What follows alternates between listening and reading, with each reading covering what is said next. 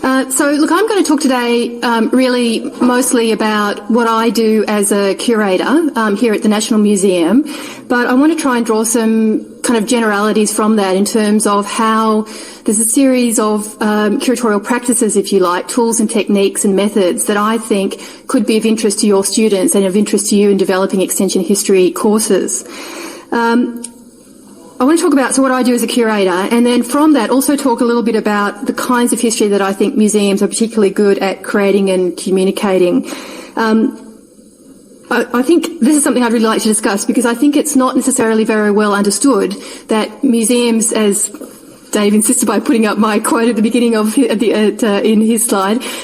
is that I think museums create a very particular kind of history. It's not the kind of history that gets created in books or indeed in films or in compositions. It's a very particular kind of history that grows out of the fact that museums are centrally interested and defined by their collections. I should say that's not an uncontested view of museums, but it's certainly my view of museums.